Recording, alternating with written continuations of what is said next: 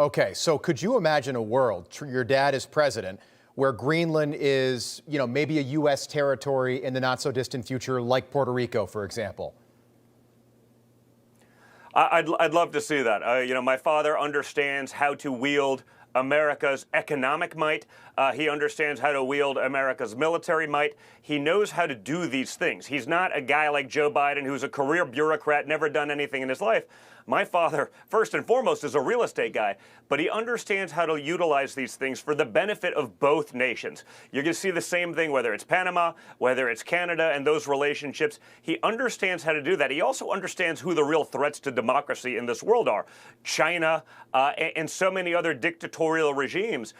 He knows how to play that game better than anyone. And it's time that America actually starts doing this. We write checks to other nations that hate our guts, hate our values, hate our freedom, hate everything about us, and we're writing them checks for billions of dollars, and it inures to nothing for America, for the American taxpayer. This is something and a deal that could be done that my father, I'm sure, could negotiate that benefits both countries in a great symbiotic relationship that just works. It protects America. It protects them.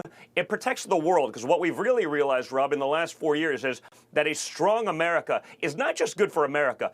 It's good for the entire free world. We've seen what happens when weak, feckless, and inept leadership, especially what we've experienced over the last 4 years, when that takes hold, dictators, enemies, bad actors, they take advantage of it. That's the nature of predation. That's a story as old as time. Predators prey on the weak. When America is weak, everyone gets preyed on. And that stops on January 20th. So Greenland, this to me could be Donald Trump's Louisiana Purchase. Same size as the Louisiana Purchase in square miles. 80% ice Greenland, population only 57,000. You were on the ground there. Did the people there that you spoke with and interacted with, did they seem interested in the idea of getting closer to the United States and maybe being liberated from Denmark, who's had control of Greenland for the last 200 years? 100%. I mean, honestly, I didn't see a single negative. I mean, we had crowds waving as we were landing. We went to restaurants, invited locals in. We went to the local bars. We went in there. We went to some of the cultural sites. Literally 100% positive from what I was able to see and experience. And again, these are people that feel they've been exploited. They have not been treated well by Denmark. They're prevented from utilizing the great natural resources that they have, whether that's coal, whether that's uranium, whether that's other rare earth minerals, whether that's gold and diamonds. It's really an incredible place. And these people are saying, we just want a better future for ourselves, and Denmark doesn't allow us to do anything. And beyond that, when we travel to Denmark, we're treated as second and third class citizens.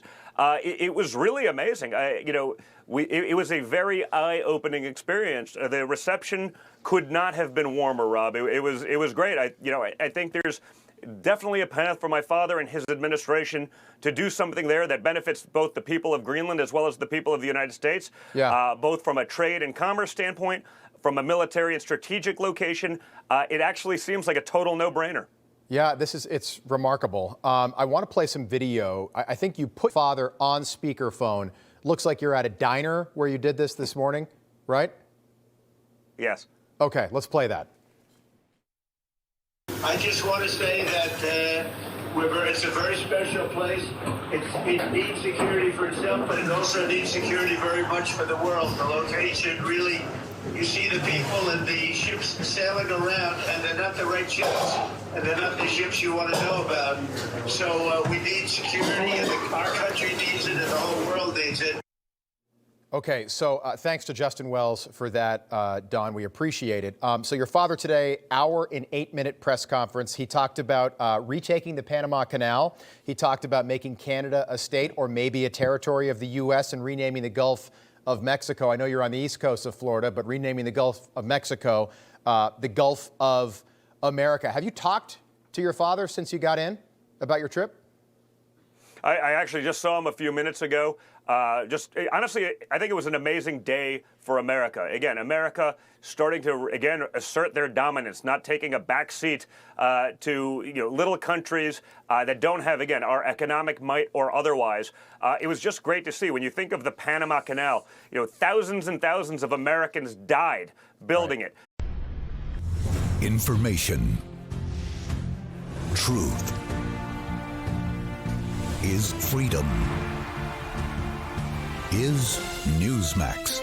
It's real news for real people.